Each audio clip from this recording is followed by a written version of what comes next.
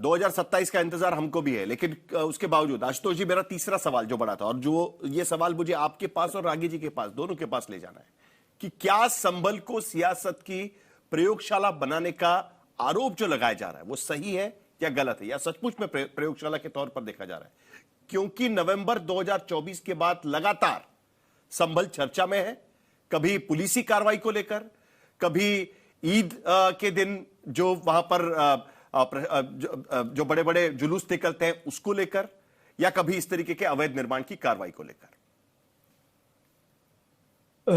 साहिल, ये इत्तेफाक नहीं हो सकता कि पिछले 1.5 साल में सुप्रीम कोर्ट की 3 बेंचेस ने बुलडोजर को लेकर उत्तर प्रदेश की सरकार को जम के लताड़ लगाई। 3 बार, कम से कम 3 बार 1.5 साल के अंदर। उसमें शुरुआत में जस्टिस पारदीवाला, जस्टिस मनोज मिश्रा ने तो 25 लाख का इनके ऊपर जुर्माना लगा दिया था।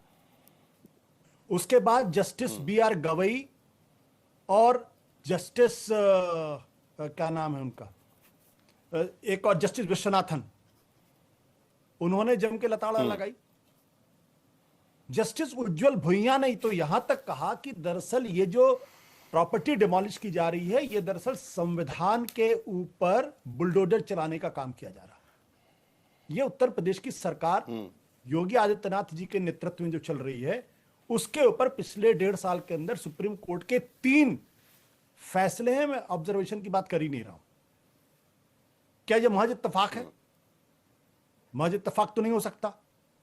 दूसरा, हमारी जो परंपरा है, हमारी जो विरासत है, हमारा जो कल्चर, उसमें साफ तौर पर कहा गया कि राजा अपनी संतान में फर्क नहीं कर सकता, और ना न्याय करते समय वो किसी धर्म विशेष के साथ खड़ा हो सकता है।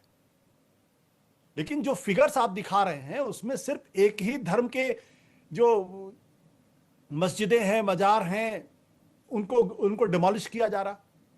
हमें अच्छा होता अगर आज तक हमें बताता कि भाई कितने मंदिर भी डिमोलिश किए गए, कितने हिंदुओं के घर डिमोलिश किए, क्या क्या दिखाए पिछले हफ्ते, 10 दिन, 20 दिन के अंदर। क्या उसका कोई फिगर हमारे पास है? उसका कोई फिगर हमारे पास नहीं है।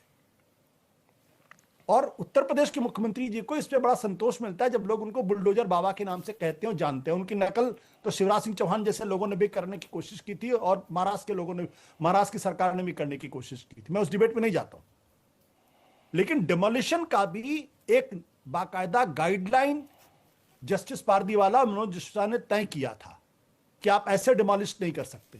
पहले आपको सर्वे कराना पड़ेगा, सर्वे करा के आपको स्थापित करना पड़ेगा। तो आज तो मापी हो रही है ना? नहीं, मैं उसी पे आ रहा हूं। नहीं, आज तो माप सर्वे करा हो रही है ना? आपको नहीं, मेरा सवाल इसी बात को लेकर है कि संभल को एक प्रयोगशाला के तौर पर पेश किया जा रहा है, ऐसा आपको लगता है क्या? मैं उसी एक उदाहरण बनाया जा रहा है, मैं उसी जिस तरीके से अयोध्या बन गया था उस तरीके से। हाँ, क्योंकि सबसे पहले आपको उस इलाके की पैमाइश करानी पड़ेगी। आपको स्थापित करना पड़ेगा कि वो इलाका जो है वो अतिक्रमण है या अतिक्रमित है। उसके बाद जब आपको लगेगा कि हमने सर्वे करा लिया, तो आपको रिटन नोटिस देना पड़ेगा। रिटन नोटिस देने के बाद अगर उस पर ऑब्जेक्शन आएगा तो आपको उसको पूरी हियरिंग करनी पड़ेगी, और जिसका जो भी डिमोलिश किया जाएगा उसके पास अधिकार होगा, वो कोर्ट में जाकर उसको चुनौती दे सकता है, और जो संबंधित अधिकारी होगा उसको बाकायदा समझाना पड़ेगा। ये पूरी प्रक्रिया है। और जब डिमोलिश करेंगे तो उसकी पूरी वीडियोग्राफी कराएंगे और सार्वजनिक तौर पर उसका प्रदर्शन करेंगे कि हमने ये चीजें। तो वीडियोग्राफी हो ही रही है, तस्वीरें दिख ही रही है। नहीं, ये सरकार की तरफ से वीडियोग्राफी की जा रही है या मीडिया की? वो सब कुछ तो हो ही रहा है।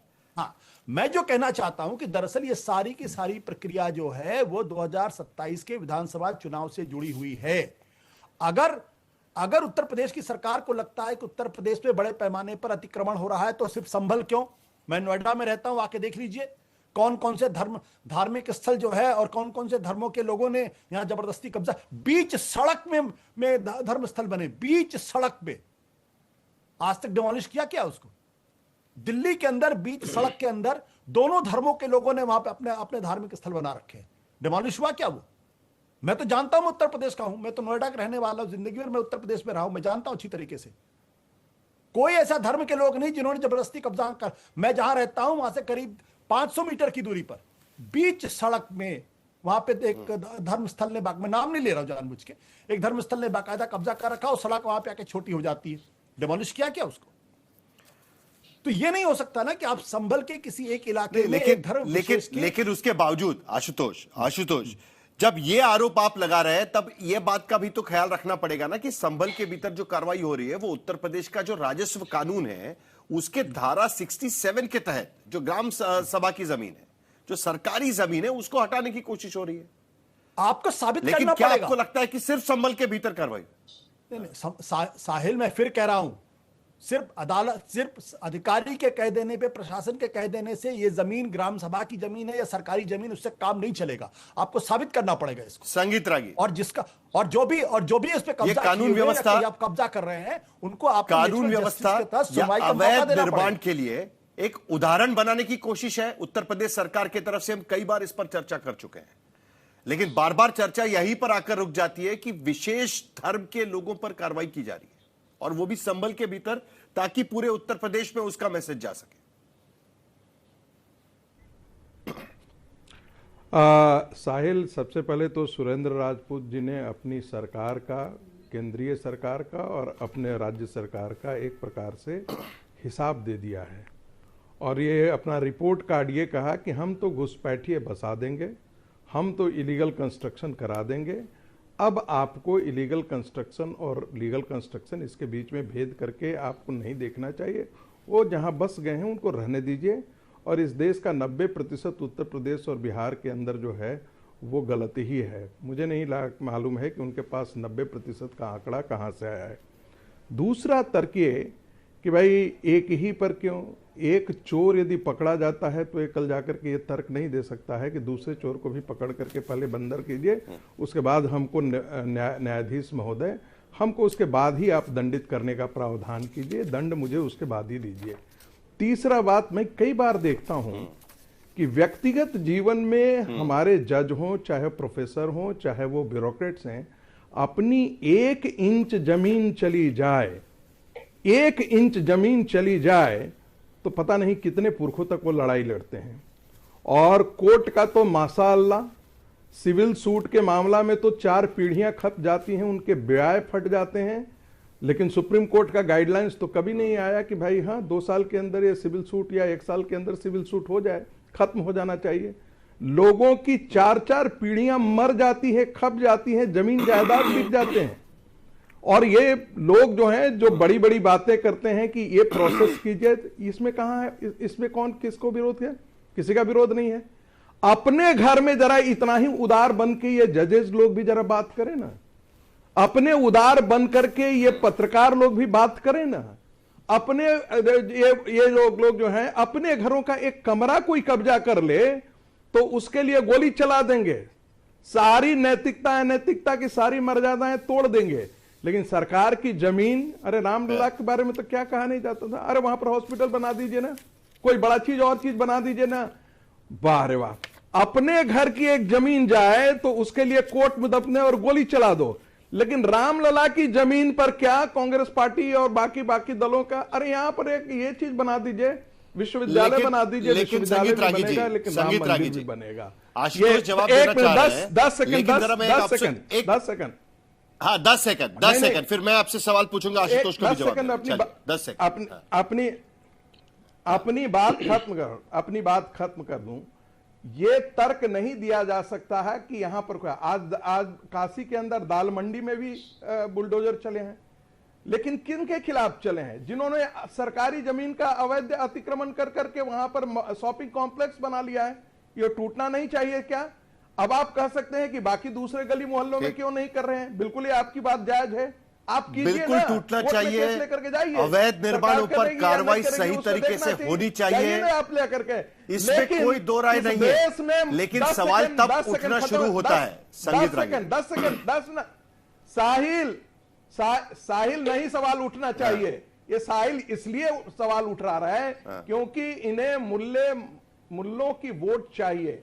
मुल्ले कल जाकर के पोलराइज कैसे करेंगे जब वो कहने करेंगे हमारी मस्जिदें टूटेंगी? आपने देखा नहीं कि किस आधार पर दंगे करने के लिए, पोलराइज करने के लिए संभल में कार्रवाई है कि भाई पोलराइज करने के लिए संभल में कार्रवाई है। मस्जिद तो नहीं तोड़ी जा रही थी, मस्जिद चलिए मस्जिद तो नहीं तोड़ी जा रही थी ना। लेकिन दिल्ली में संगीत मस्जिद नहीं तोड़ी जा रही संगीत थी। रागी जी, सवाल तो ये लेकिन उठेगा ना, कांग्रेस पार्टी 2017 और से उनके वहां पर विचारक लोग आपकी और सरकार बॉडी चल रही है, यही तो लेकिन धंधा किया है। कार्रवाई तब शुरू होती है जब 2024 के लोकसभा चुनाव के नतीजे जून महीने के भीतर आते हैं। जिन सीटों पर जीतने का दावा किया जा रहा था वो नहीं, ये भी सीटें गलत हार है। कर वहां पर समाजवादी पार्टी नंबर 1 की पार्टी बन जाती है।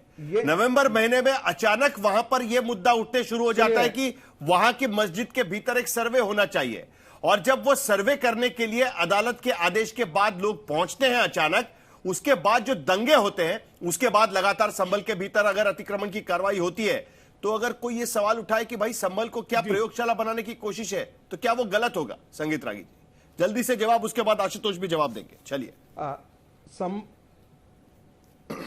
संभल को तो इस्लामिक जिहाद का प्रयोगशाला पहले ही बनाया जा चुका है। वहां पर 22,000 की आबादी थी, आज 2 लाख की आबादी हो गई है। वहां से सारे हिंदू पलायन करके भाग चुके हैं। 22% के आसपास वहां पर हिंदू रह गए हैं। इसकी ये कौन किसको पूरे पता नहीं है देश कि में वहां ऐसे से जो कितने दंगे हुए शहर थे, है कि उसमें जहां कितने पर हिंदुओं का 22,000 की कत्लेआम आबादी करके 10 लाख तक उनके पहुंच चुकी है। उनको शरीर को नीचे गाड़ दिया गया था। नहीं, सुनिए ना, मार करके संभल के अंदर तो मंदिर को तोड़ करके उसका नस्तेनाबूद तो खत्म कर दिया ना। ये और कहीं तो हुआ नहीं था, संभल ही प्रयोगशाला बनी थी ना।